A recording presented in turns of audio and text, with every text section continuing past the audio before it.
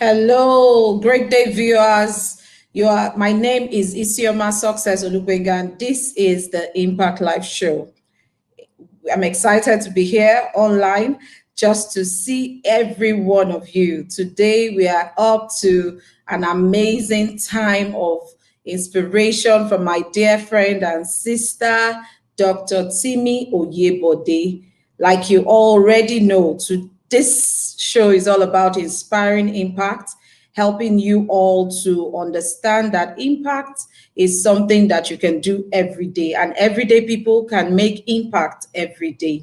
So, on this show today, it's my pleasure and love and excitement to bring on my wonderful sister and friend who, like we did so way back, both of us did so way back, but I'm just grateful that we are all still in the game of making impact. I'm excited about it. So, but right into the show, I want you to know that this show airs weekly, and it airs on Facebook, on our page, the Impact Life Network. It airs weekly on that page, and it also airs on YouTube. And so you can go right now to like our YouTube channel, and you would get notifications for new episodes.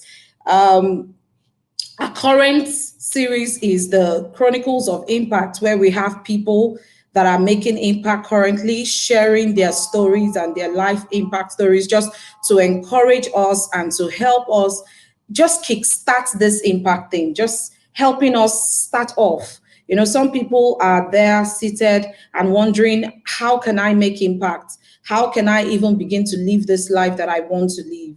But you know, sharing with our viewers, sharing with all the people that have been coming on the show, it's been an amazing stories upon stories of impact that we've been hearing.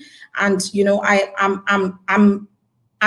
know for sure that today's episode will be some episode that will just do a shift or make a shift for someone today. And so, right into it, I would just bring up my sister friend. She's a wonderful professional counselor, and she's been on this journey for so long. You really want to sit tight, get some lunch, because I know for many it's lunchtime already.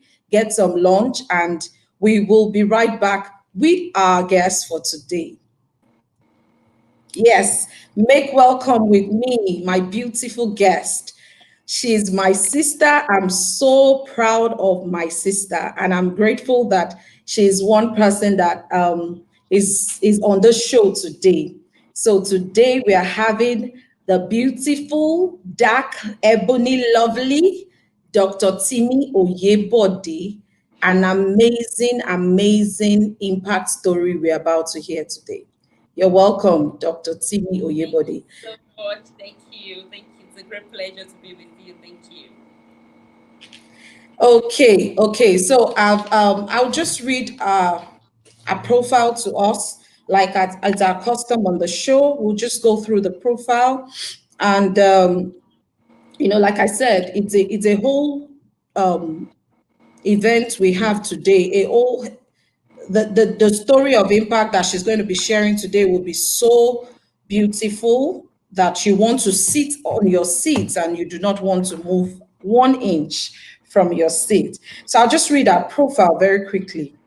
Timi Oyebode is the founder and the head counselor at Attitude Development International, an organization focused on promoting professional counseling and counseling education in Africa. She's a seasoned, passionate, and certified professional counselor with over 16 years of experience working with individuals, couples, and families. Our focus is on emotional wellness, self discovery, trauma, abuse, addiction, and sex recovery therapy. She's a chartered mediator, counselor, what this conciliator, and with ICMN, a member of various counseling and Psychotherapy Association, and the president of the African Network of Professional Counselors. Hence, when it is about trauma, abuse, addiction, and regaining your life and sexuality, Dr. Timi Oyebode is the counselor you want to meet. She's married for 15 years and blessed with 4 children. And so today with me is the counselor herself. We used to call her Counselor Bamishe, but today she is counselor Dr. Timi Oyebode. You're welcome on the show. Don't mind me. I just want Thank to have you. fun today. So if you are watching Okay. and you have internet issues, don't worry. Just don't worry. You can always watch the replay. And if you don't have internet issues, just stay glued to your screen because these two ladies today are going to just have fun in the studio. So, Timi Oyebode, can you just, I've read your profile, like I always say to our guests, I've read your profile, but I want you to help us experience who you are. So, who is Timi Oyebode? Okay. Then I would simply just say that I am this humble self. I am myself. I am Timi Oyebode, and Timi Oyebode is a woman, a pretty woman. She's a minister of God, passionate about God. She's a mother. She's a sister. She's a friend. She's an embodiment of so many things, but most importantly for this engagement this afternoon is for us to know that she's a professional counselor. And my journey to counseling actually started way back, even when I wasn't aware that I was doing that part. Okay, so I'm also presently the head of counseling. That's the founder and head counselor at Hatsu Development International, a counseling outfit registered here in Lagos, Nigeria, and we run both counseling services and counseling training. That's counseling education, and we cut across not just Lagos, Nigeria. Our goal or our focus or my passion actually is to bring professional counseling to Africa. So what ADI has been doing is to cut across various African nations. So for the time being, we have much representations in Cameroon, in Ghana, and in Nigeria. And for Nigeria, at least we've been able to cut across more than 5 states, where we had trained counselors, where we've opened counseling outfits, and we also network with a couple of NGOs, okay, to do the part where we cannot do. That's NGOs in resident states.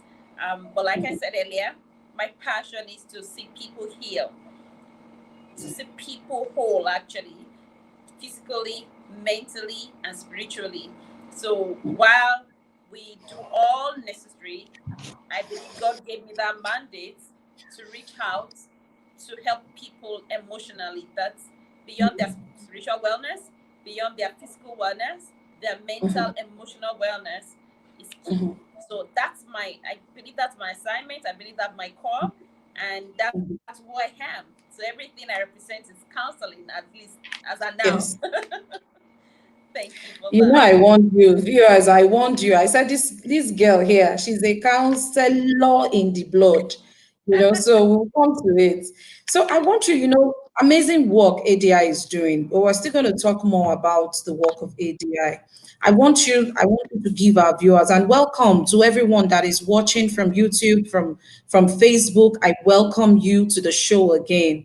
We are promising you that it's going to be a time of learning, a time of inspiration, a beautiful time where you can begin to connect the dots of your impact. You can begin to connect what exactly you are here to do and begin to truly do it and not waste time just buying time in the in the world, because we are here today and we are not here tomorrow, but what you leave with the world is your impact. So today we're going straight to Timi's story, and she's going to tell us, for the purpose of my relationship with her, I'll just call her Timi. So the because it helps me to just flow. Like I said, she's my body.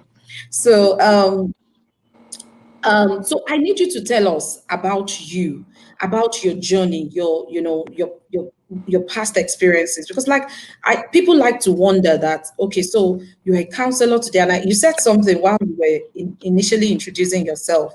You said that even before you knew that this is the journey that you would have to take, I need you to tell our viewers the backstory about how you began. How did you start your journey on this? How did your journey begin in counseling? How did you even, get into all of this? Can you just let us know? Okay. Amazing. You're trying to remember. I see you're trying to remember. In fact, I'm not even trying to remember. I'm trying to think of which side of the stories should I You pick, want to tell? because my life had been from the onset, had been the workings of God to bring Can you me use your to. mic? Can you position your mic properly? So okay, so I would. I'm trying to even think of which side, or preferably, let me just go on to say Okay. that from childhood, I know that it's has stood out for me, the place of my journey. I'm the first child of three. So my parents had three of us. I'm the first, and I'm the only female. And I think I had a very pleasant childhood. At least my family was very, very loving. They were a Christian family. My parents were born again. They were missionaries. They were active in the service of God. And my grandparents. So it was a family, that had it all together. And at some point, my dad traveled out of the country, and everything was rosy. Okay, until some years down the line, he came back to Nigeria, and a month after his arrival back to Nigeria, he died. And I think that's when I became conscious of my story, actually. Yes. I also remember that when my dad was away before his death, I remember when I was quite younger, maybe around 7 years old, 7 or 8 years old. I recollect that one of my dad's siblings actually lived with us, and I think that was my first exposure to abuse, sexual abuse. While not penetration, but I could not really collect so much, but something stood out, which was the play he usually play with myself and my siblings, and he would say that we should play the game of wrestling, and he would put me down and then lie down on top of me, as when you conquer someone and then you're counting, and all I could often remember was the fact that the pressure or the weight of this guy on myself. And of course, I knew that you don't tell mommy, you don't tell anybody. But we managed that. I continued that relationship for quite some time. Would I call it a relationship, actually? But he's my uncle. He was in the house with us, and we were always playing this game together. And amazingly, like I usually explain, that I didn't know what he was even doing was wrong. I didn't know it was not right. Okay, and all I knew was that don't tell mom, because mom might misunderstand our play. Okay, and so on and on, dad died. I think so. That was one of the significant events in my life that I think actually began to propel me to where I am today. After that death, I know that it was a bit emotionally tough for me. Although a lot of the time people felt children didn't know better. What does she know? I think I was around 9 years old. Yes, going before 10 when dad died. And emotionally I was shattered. I remember that I started, there was this premonition before his death that when he comes back to Nigeria, it was going to take me outside the country. And that, so and I think at one point or the other, I saw a passport that was collected for me already, something like that. And as a child, I just attached it to the fact that, just about the time they were supposed to take you out of the country, your father died. So that means you can never go outside the country. I don't know where that idea came from. I think that was when limiting beliefs started coming from. Yeah. And so many things over the years, I started thinking, I can't do this, I can achieve this, because the person who would help you would just, and a lot of time it repeated itself actually. Maybe somebody has promised to be of help to do something, and then just at the last minute, the person will not be there to, do that. And that kept going on for years. I remember secondary school was a bit tough for me because I was a bit timid. In fact, I remember a friend in the university who would say, Timi is timid. Timi is timid, And I took that in also. It became my reality, actually. I became very withdrawn. I wasn't an outspoken child. I had a very low self-esteem. By the time, after that death also, another significant thing that happened was that we now had to live with some family members or family friends. And at some point or the other, I had a guardian. And because, remember, like I said, from age 7, being exposed to sexual abuse, the circle started. And almost every house I got into, I had one person or the other who made sexual advances, even at that age. And at some point, I still recollect, probably maybe like I was around 12 years old, thereabout, one of my guardian had come into I think the first recollection was that he had tried to touch me in the living room, and I couldn't even tell anybody. I tried telling my mom, like people asked me a lot of time, who did you tell? But something just doesn't work out for you to tell. Okay, so I took it all in, and it kind of begins to define my personality. So I became this very withdrawn, emotionally shattered child. I was being sexually abused repeatedly by my guardian. Every time I go home was hell, and I couldn't tell anybody what was going on. I remember the first attempt I made to take my life. I was in GSS 3. I was so unhappy. My mom was also struggling to raise my school fee for my junior WAHEG. And I felt so humiliated that she had to come to my school. She was kneeling down to beg my principal, to allow me to write the exam. At the end of the day, she couldn't even raise the money. A friend, another classmate, was the one who offered to pay for that exam. And maybe my emotions couldn't take it anymore. And that was the first time I tried to take my life. Yes, I think hard up to it was that I was in a boarding house because my mom had a relationship with the principal. And so she would allow me to the hostel, but I would not be giving food. I would not be giving school food. So I'm there with only my bag of gari and maybe my beverages. And once that's finished, I'm foodless. If there's any English like that, And that kept on. So over time, even as a young girl, I would lock myself up in my classroom. I would be in class when everybody has gone to the dining because I don't have access to heat. And so now having to wait for me to write my WAHEG, that's the junior WAHEG. I don't know, maybe my brain just couldn't survive anymore. And then I was bullied. I was bullied by my colleague, my mates, my classmates, yes. Had this group of girls in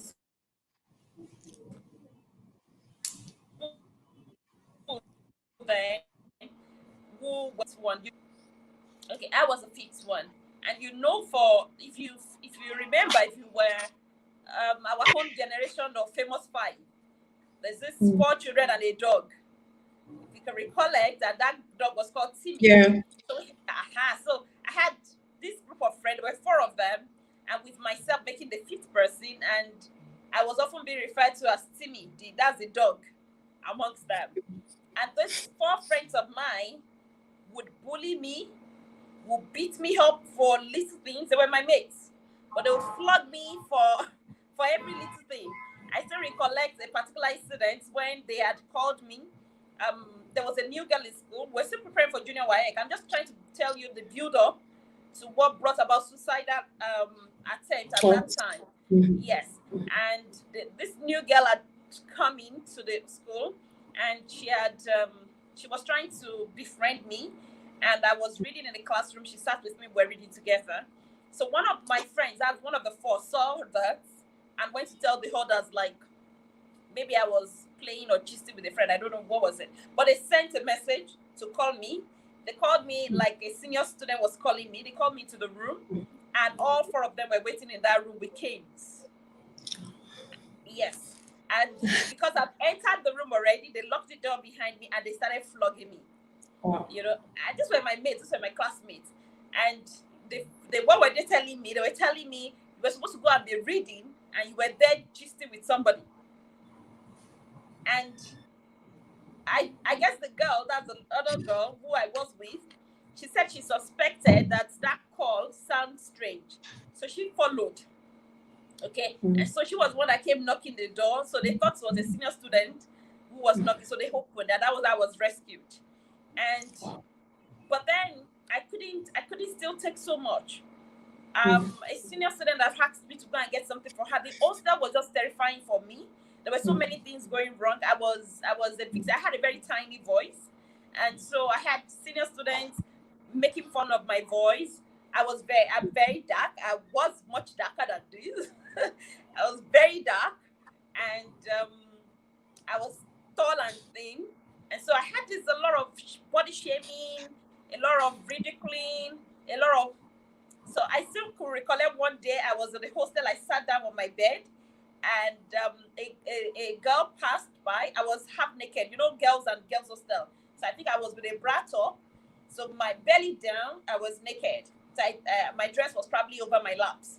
And so this girl passed by, and then she saw my tummy, and she screamed and ran back to call all the people that come and see something. I was looking around, even myself, trying to find out what did she see. Only for her to come back and say, "Look at her tummy. Can someone be this dark and dark that even her stomach is this black?" And I almost fainted. And everybody was pulling my hands. You know, they were holding me down because they want to see my black tummy. And I think after that, and I had senior students, I had all of them doing that to me, and I guess I couldn't take it anymore at some point, and I decided to take insecticide. So that was the first attempt. But somehow, I don't know what happened. The insecticide didn't work. I woke up the next day, I was still alive. I begged my mom, whatever possible, to take me away from the school, from the hostel, but it still didn't work. So I think that kept on till SS1. Around SS1, again, because of the pressure with the sexual abuse with my guardian at home, I think that was the second time I made the attempt. Like, I just couldn't take this anymore. And I had a friend who had walked in, who had saved the situation, and who became like my confidant, my consoler. And I still remember one of the days I was crying and sobbing and talking about how miserable my life is. And she was trying to pacify me. And as she was trying to hug me and pacify me, we started kissing. And that began my journey to lesbianism. That became another struggle for many years. And of course, that went on even till I left secondary school, till I entered the uni. I had a lot of, meanwhile, I still, another particular incident that I think is also phenomenal to my story was a boyfriend I had at some point, and then I thought to tell him about my challenges at home. That's with my guardian, since he was more mature. And when I told him, all he did was also to rape me. And so I started thinking, okay, so life is you on your own, and nobody likes you. You are too black. You don't have a good voice. You are not beautiful. So all of those negative thoughts was my daily dose. The only thing you're good for is for somebody to force you to have sex with them. That was it. And I remember that by the time I got to the uni, it became a struggle for me also.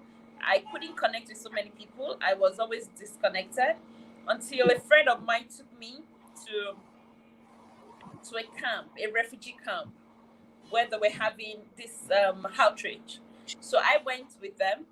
I saw brokenness. I saw Okay. people who were once Sorry, broken. Timmy. Sorry, Timmy.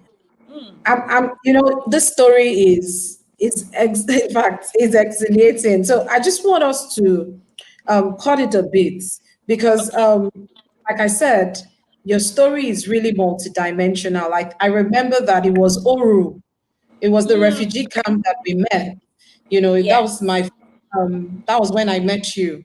way back, and the journey had begun from there. Yes. That I want to note very critical things that you have talked about so far. Because many people sometimes think that impact has to be it has to be from maybe something that different, they have different reasons or different thoughts about what impact is. But you're talking now about something that really and I know you are going to talk more, but I'm really wanting our viewers to understand that, if you're there watching, you have a pain, you have something that you've been through, that may just be it for you. That may just be it. So you're trying to cover it. You're trying to make, I don't want to ever remember that I ever went through this, and you just want to dust yourself and move on. That may just be it, because you need to recover from that and now help other Exactly. people to recover from the pain of what they have been through. So indeed, there are dimensions of your story that I'm sure our viewers, I said to them before, sit, don't go nowhere, just sit and watch this, because indeed today I want someone really to be inspired to do something with their lives. I want someone, after listening to you, to be inspired. And so my next question is where you're actually stepping to, and I just want to ask it before you move in there.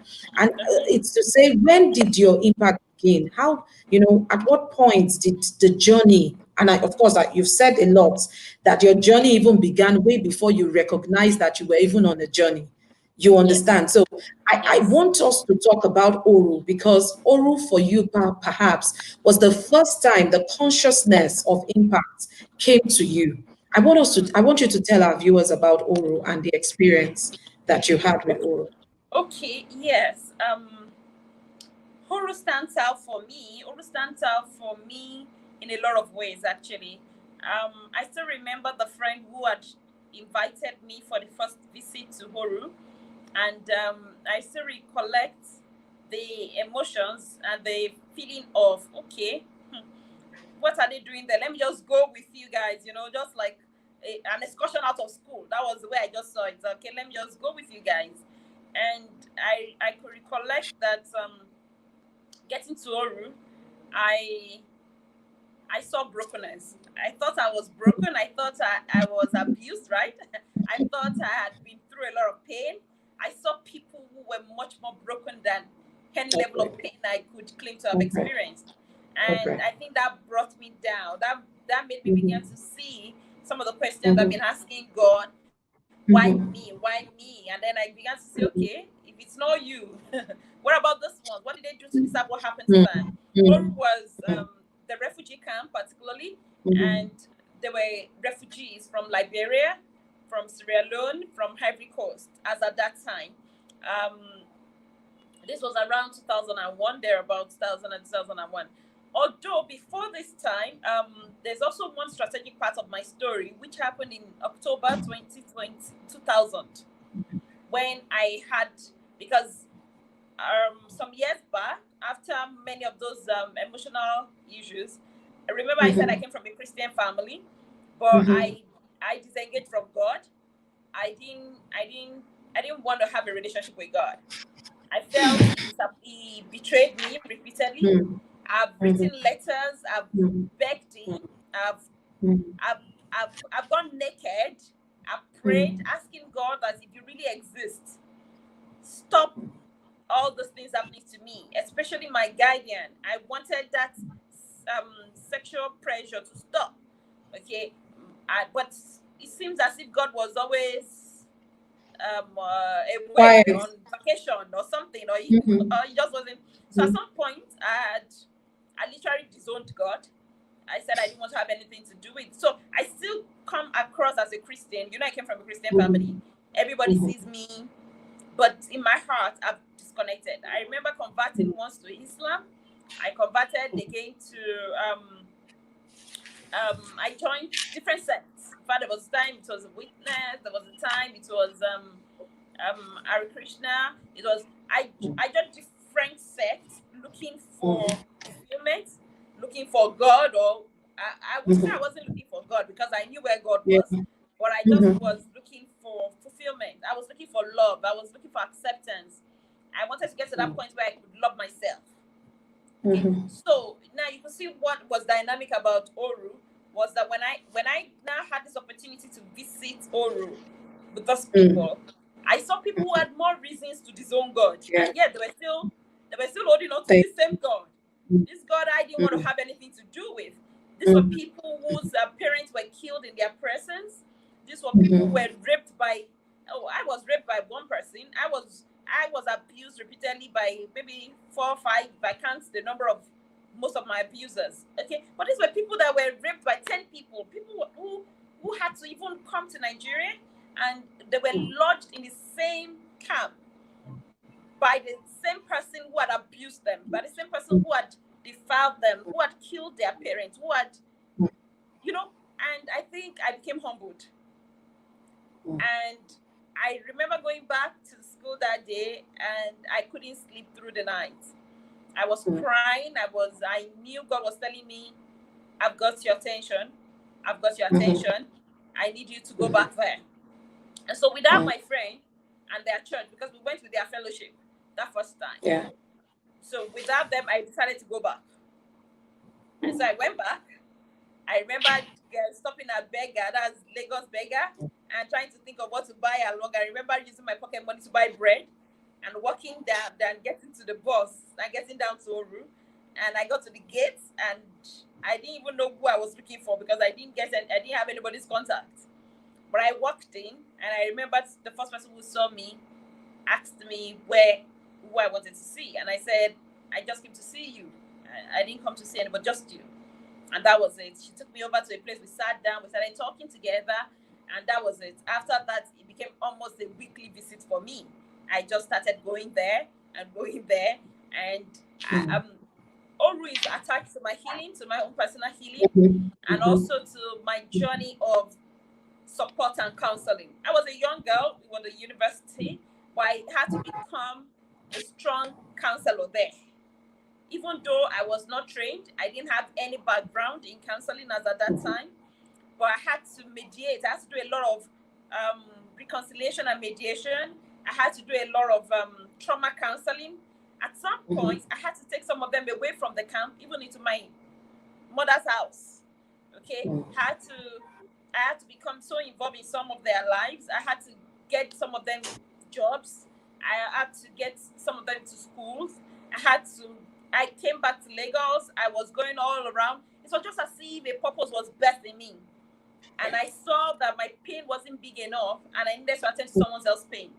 So I guess in the process of helping these other people to deal with their own pain, I began to master my own pain. That's right. And somehow my pain fizzled away in between.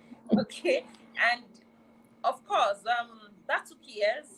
That took me a journey of going through and through, inviting a lot of churches, pastors, or believers to see the plight of the people at Oru Ijebu. And then around that time also, I write. I've always been a passionate writer, even far younger. So that time I started directing my writing to, more specifically, to talk about love and healing, emotional healing, and asking. So I have this bulletin, like this monthly bulletin that I write, like a magazine called Agape Household, the household of love. And in it, all I kept teaching or speaking about was people need to show love. Okay, then if we have love, remember that's what I was looking for for a long time. And I believe that if more people would show love to the next person, a lot of people would heal faster from whatever pain the world throws at them. And so that was it. I also could recollect that one of my friends, that's years later now, when she saw that I was into counseling and all this thing I was doing, I remember she sent a message and said, far back in secondary school, in the senior classes, maybe SS2, SS3, that the nickname I had, or I was given there, was the counselor. Okay, so meaning that there's also a possibility, and I could recollect, immediately she said it, I remember that, oh yes, that some people used to call me the counselor, even as far back as then. So maybe, obviously, my pathway has always been support for other people, support for other people. And a lot of people are not surprised to what I do now. And it's not, I'm not amazed also, because this is my life. I just want to give support. And that was what Oyebode represented for me until the refugee camp was closed down and God redirected me into purpose. And he told me, I even thought, I even thought that when Oyebode ended, my ministry has ended, kind of. Okay, that was what I thought. But really, it was just the beginning. I didn't even It was know. the beginning. I remember getting married. I remember my husband coming into the picture. I remember sharing my life story with him and telling him, "Can you marry me? Are you sure you want to marry this shattered, abused, ridiculous, whatever kind of girl?" And I remember him saying, "Yes, God told me I should marry you." And I remember even after the marriage, I started thinking, Oru has ended, marriage has come, a child has come, I'm no longer fulfilling purpose, I'm useless. I started thinking all sorts. And I know that's the way a lot of people also feel at one point or the other. When you start thinking you're not fulfilling purpose. But then I remember that God spoke to me, and that was one of the first clear time I had God in my life, when he said to me, I'm teaching you patience. He said, I need to solidify you and get you equipped for the journey ahead. And so this period, you just have to sit down and do nothing. Okay, so after our rule was a period of not doing anything.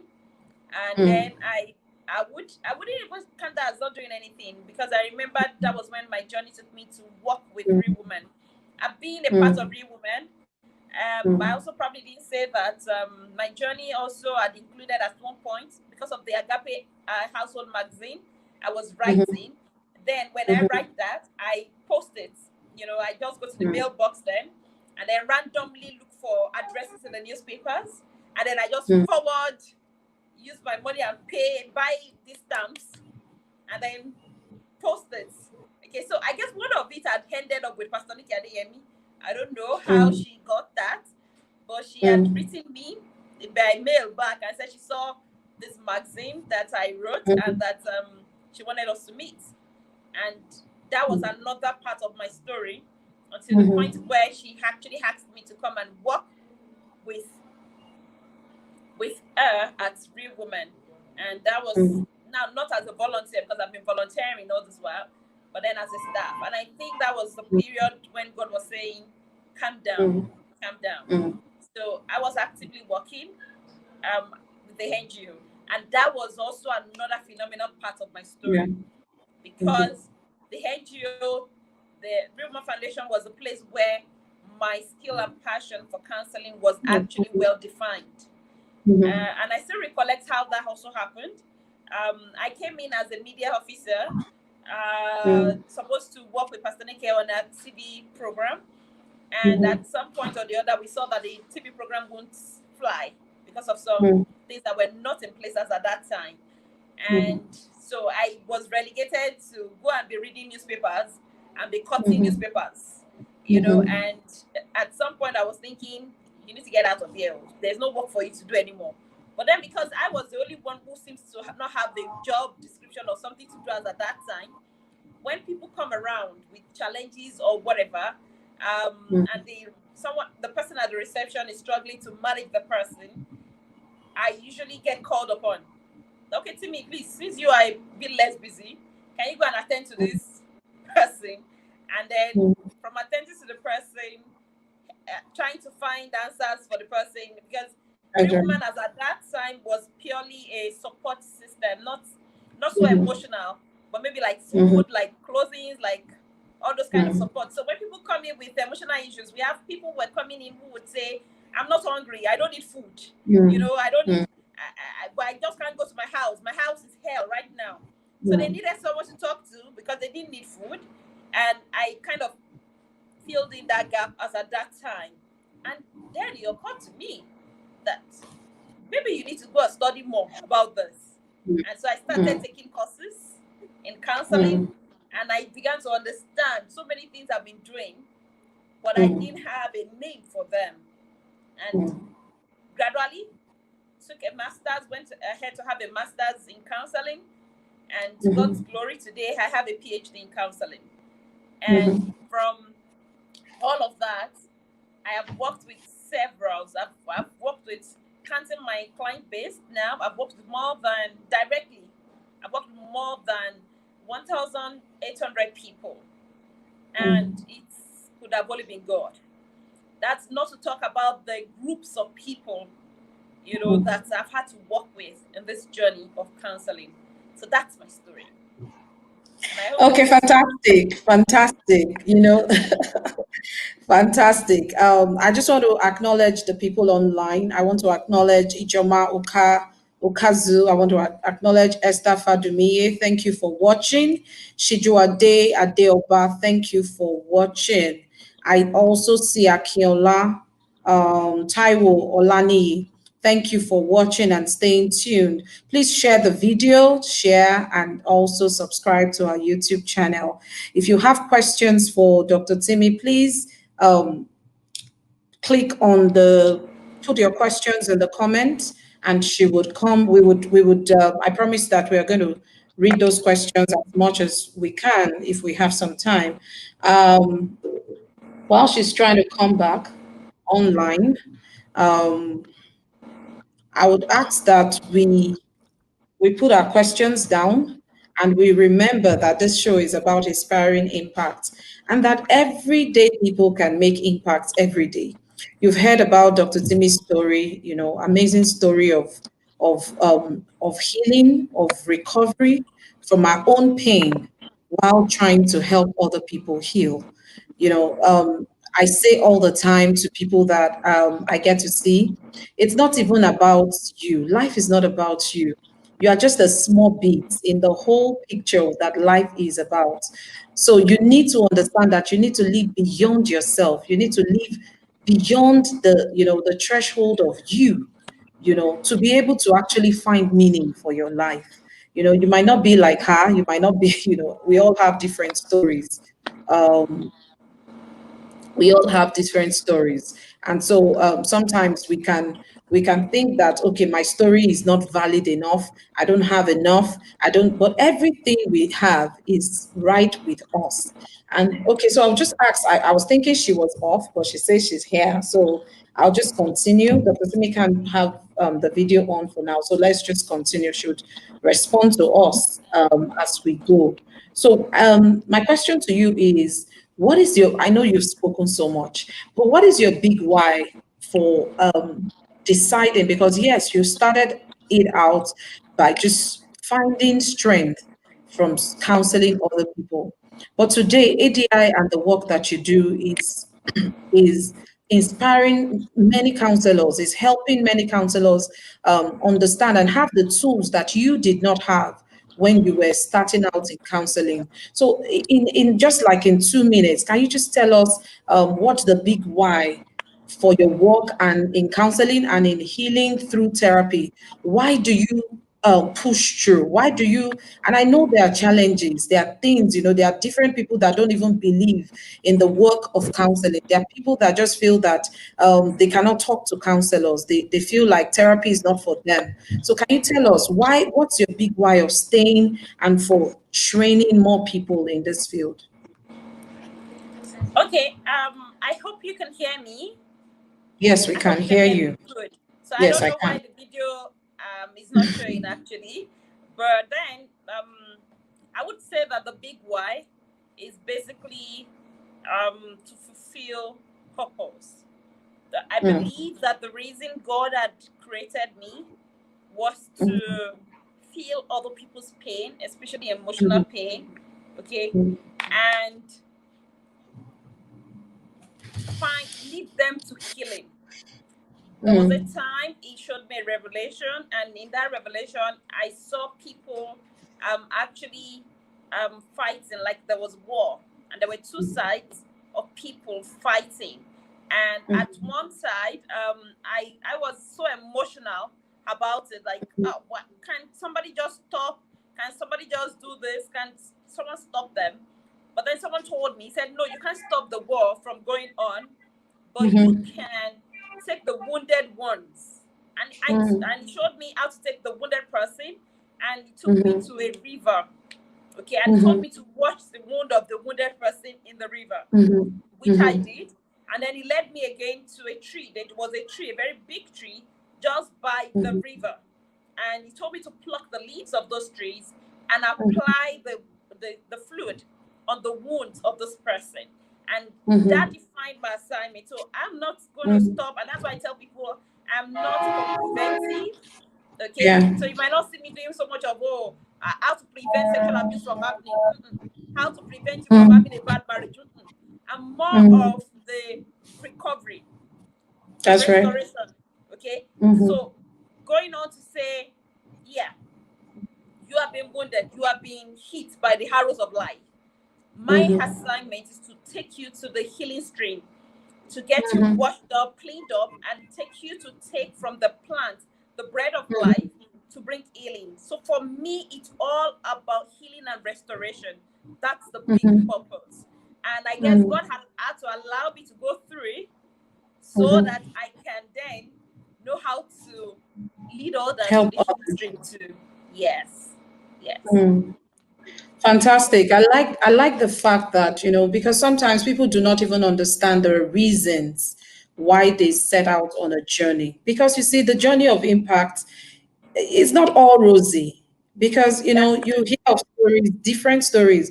Even the people that you're sent to can be the reason why you're frustrated out of the work that you're sent to do.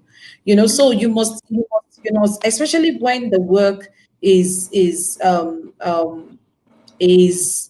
not for profit. Sometimes it's more about really giving of yourself beyond the gain of profit, of having money, of of producing something that people can buy. If it's Yeah. beyond that, you would recognize that sometimes it can weary you.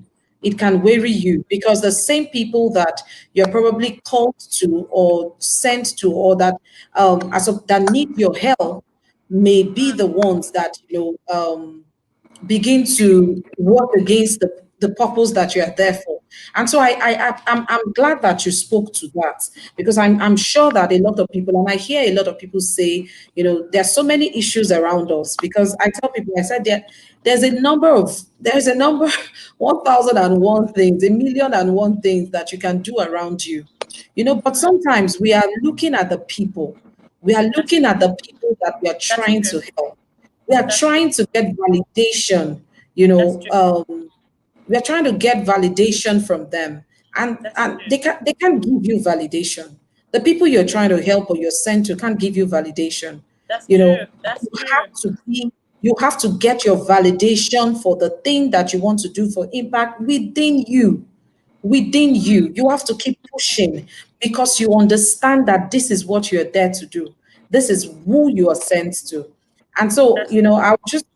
I'll try and take you out and bring you back again. I'm thinking, if you go out of the if you go out and log in again, I'm sure you'll be able to come in with your video, Dr. Timmy. Okay. Do you want Okay. to do that? Yeah, All let's right, do ma. that quickly. Yeah. Okay, so viewers, we have a few minutes. I don't know if anyone has questions. If you have questions for Dr. Timmy, can you drop it in the comment area? Can you drop it drop it in the comment section? Sorry, drop it in the comment section, and we will take those questions for her very quickly. Um, Thank you. Thank you. I see your comment. Esther Fadumi says, God bless you, Dr. Timmy, for what you do. Your story is so inspiring. Yes, I also think so, Esther. I think her story is totally inspiring. It's a story of drawing strength from your pain to support other people. Sometimes, I said it, sometimes we are so into ourselves that we forget that we are even privileged when we measure up with other people. We're very privileged, and many times, if we can only take the spotlight from ourselves, then we would recognize that we are, there are many more people. Thank you. Thank you for coming. Thank God for this internet thing. Sometimes, we are in that climb that we are trying to understand this whole internet thing, and we will get it. We'll get it right. It's just the learning phase for many of us. And Yeah. so I was saying, Dr. Timi, that many times until people look away from themselves, you need to take the spotlight from yourself. You need to stop. We need as a people, and I speak to myself too, because I'm not speaking at the people. So I'm saying that we need as a people to um, to not be self-absorbed, so that we can actually live meaningful lives, and this is what it is. That's what it is. What you just did with your own, and sometimes people think, how do I move past? These things are glaring, they are with me, but you need to move. You need to live beyond it. You need to find, and sometimes as people we are burdened on every side. That's true. That's I'm true. sure if I ask you, you have very, very different kind of challenges now, but despite it, you're still pushing through. You're still That's pushing true. through. That's true. Because indeed, the That's vision true. is much more. What is in your heart is burning. What is in your heart is burning. You cannot afford to live for you if you truly want to make impact. You can't That's true. afford to live for you alone.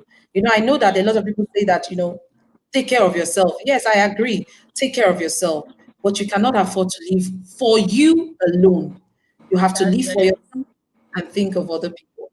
So I yes. want you to speak, Dr. Timi. We just have a few minutes to go.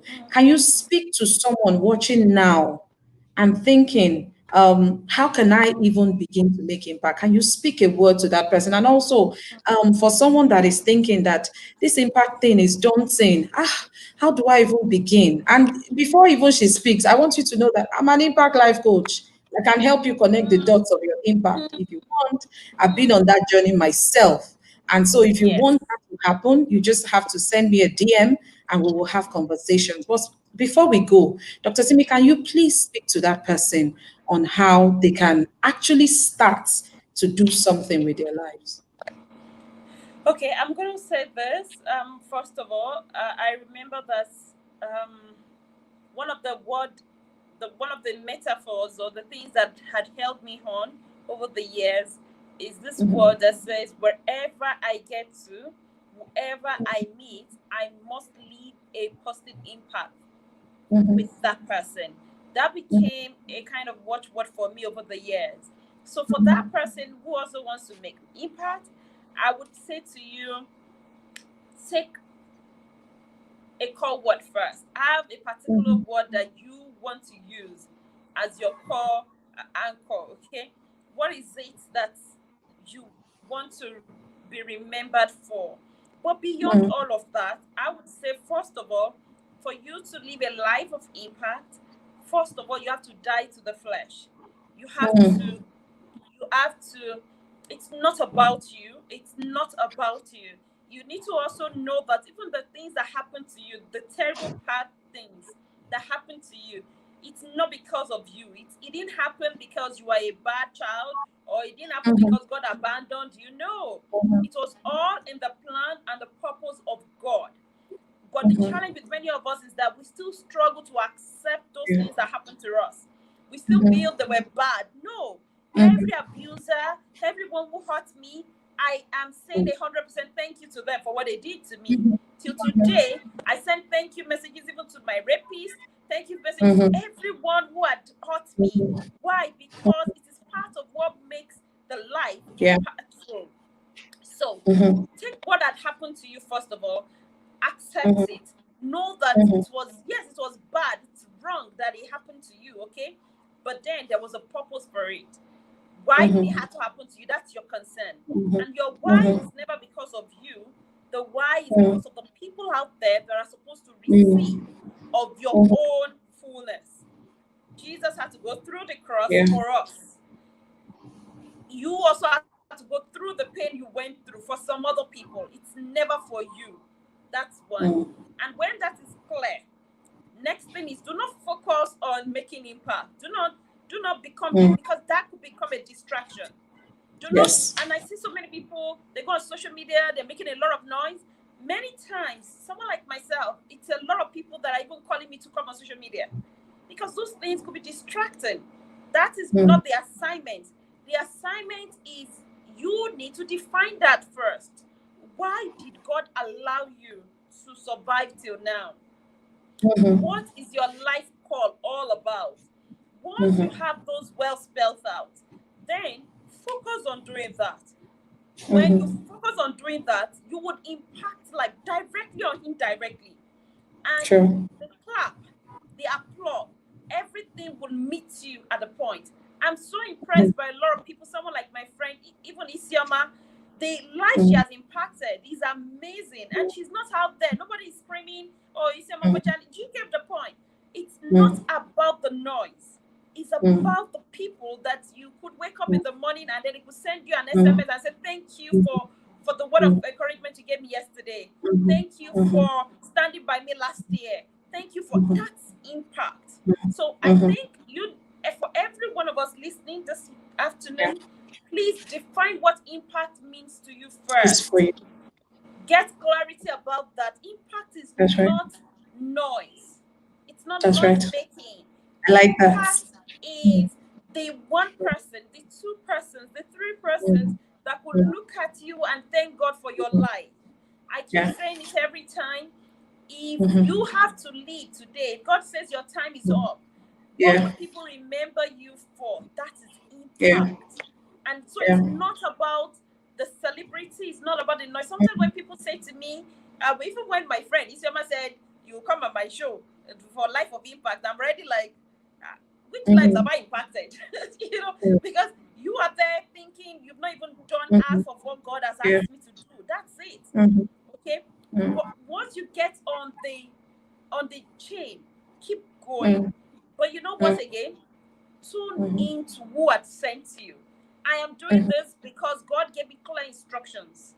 This is what I want you to do. Even the name of the organization, Attitude Development International, was given in a revelation. That was not the name I picked.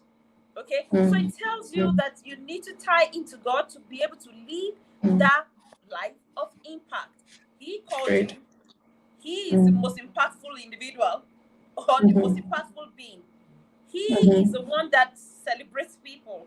He is the one that can celebrate you. So I would just summarize it that way. I hope I've made some senses. Okay. Yes, you have. There's a part of it that you did not talk about. There's a part of it that you did not talk about. The fact that, and I will just mention it because our time is fast spent, that Timi started her journey volunteering, and I'm sure she mentioned a bit of that.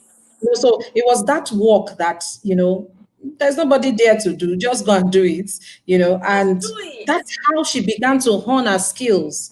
That's how she began to hone her skills. Remember, I also mentioned even about the newspaper cutting. Even as ridiculous as that, because sometimes we're given an assignment to you to do, and it's mundane thing. This is not the big thing. This is not what I should be doing. No, because what you should be doing is going to meet you in that place where it seems as if you are not even relevant. Very true. Very true. Stand there and be faithful. I think that's another core thing.